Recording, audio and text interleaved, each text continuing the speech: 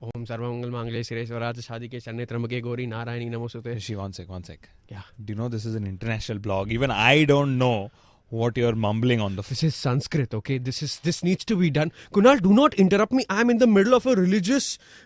This is a havan, dude. This is done for good luck. A havan for who? Yes, good luck for who? But this man called Adrian Suttle tries for a team called Sahara Force into F1. He needs this. yes, man. he needs it. Let's all join you in doing the havan. Yes, it is a little, if I may call it, foggy in the studio today because we want to pray for Adrian Suttle.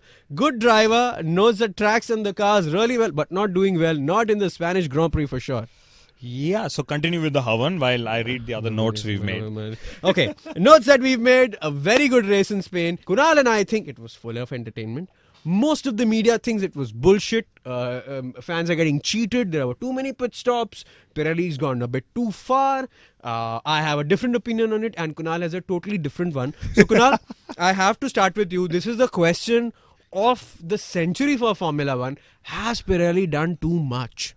Yes, of course. Well, I'm of a slightly different opinion, but I'm going to take your suggestion first before I come up with my own essay. I know. Thank you. But yeah, well, it's a very tough one to come up with, and I'm actually fumbling for words, but I think the scales have tilted a little too much in favor of or against Pirelli. Okay, whichever ways you see it. So I'm sure you see it as favor. Correct. For, I see it against. Correct. And there is an over-dependence on tyres now. Okay, so instead of the media talking of Alonso's brilliant drive and his brilliant overtaking, maneuver on Raikkonen and Hamilton in the opening sequence of the laps, we're only talking of how somebody was conserving tyre and how 4 stops happened and how Raikkonen did 3 stops.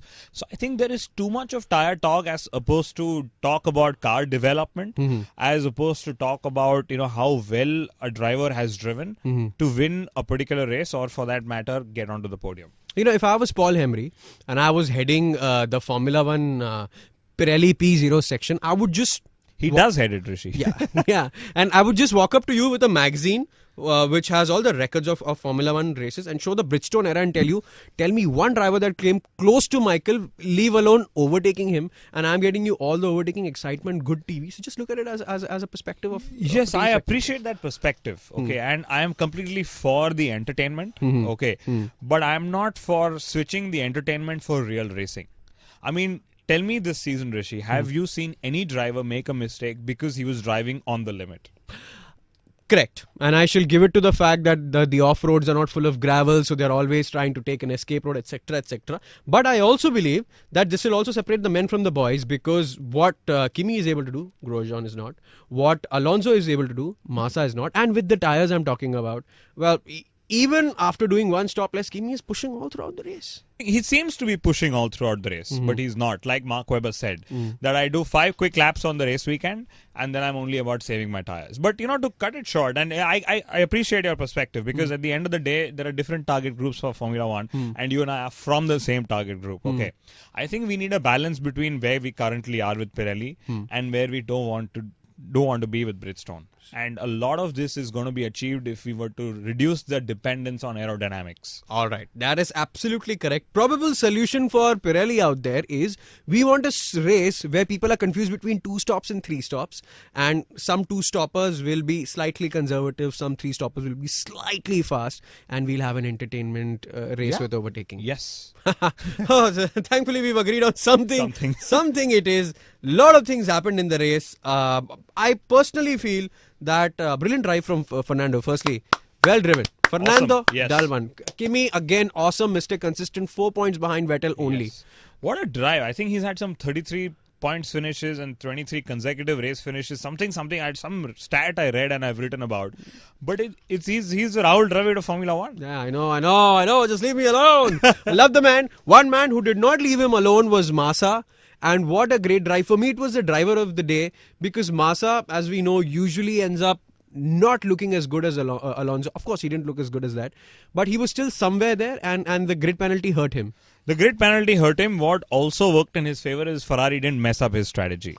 Okay, but great drive by Massa nevertheless. I would like to congratulate Mr. Consistent today for a brilliant race. That is Mark Webber. Always a messy start. He went to 14 and came back to I don't know what position. P5. Just behind Vettel. Absolutely. So that was a good race. So if he just stops being Mr. Consistent at the start, he might just be ahead of Vettel at times. I hope so, because he is in a car which is capable of winning. And like I wrote about this before, but I really think the multi-21 saga has affected him psychologically. I would want to believe in that. The other consistent team is Mercedes. Firstly, brilliant qualifying. Sandback, clearly a second in front of anybody else. Awesome. But when everyone went forwards, they were going reverse in the race. Give me the radio message. Come on, say it to me. The best was Hamilton's radio message when last year's winner passed Maldonado. He had the biggest highlight of his 2013 race, when he overtook Hamilton for P14. And Hamilton went onto the radio and said, and now Williams has overtaken me. So, well, down to Pirelli's again. A lot of funny comments coming for Hamilton and the team. And one of the best ones that we read on Twitter was... Yeah, one of the best ones we read on Twitter from an automobile journalist called Ameya Nayak, where he said, Hamilton wants to be a part of the next edition of the Fast and the Furious. Okay, and in Spain, he was not fast, but he was furious. I think a killer tweet, man. Come on, that really deserves one. Another funny radio message that we actually heard / read was by a guy who's leading the championship, and his boss coming on the radio like daddy and trying to console him. I mean, chin up, not chin down today, chin up. But yeah, talking of Vettel, I think we all expected him to win, considering that Spain was always about the most aerodynamically efficient car. Correct. Okay, and the more tire efficient car won. Well, almost. Okay.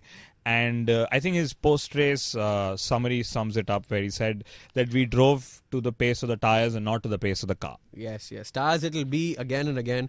And we first, congratulations to the Caterham team, which is aerodynamically made a device that can work on 3 tires and do a wheelie for us. Yes, the first wheelie in 2013. Van de Gaard. Fabulously done, sir. Fabulous. You look really... I thought that John Abraham was driving that car and I wanted to give it a background of doom, doom, doom, doom. One of the points that I wanted to bring up, Kunal, and my most astonishing observation of the race was, back in Bahrain, Sergio conserved his tires, still chased Button and came ahead of him. The exact opposite happened to Button in this race, where he got one stop less, still could do a better job in the car in spite of qualifying like shit. Yeah, he was P14, I think, when he started. But good race for the McLarens. They had a double-point finish. And luckily for all Sahara Force India fans, they are still behind them in the championship. That way. A role reversal for Nico Rosberg and Hamilton as well. Cars that start so ahead, get behind. A lot of non-DRS and non-Pirelli overtaking also to be seen.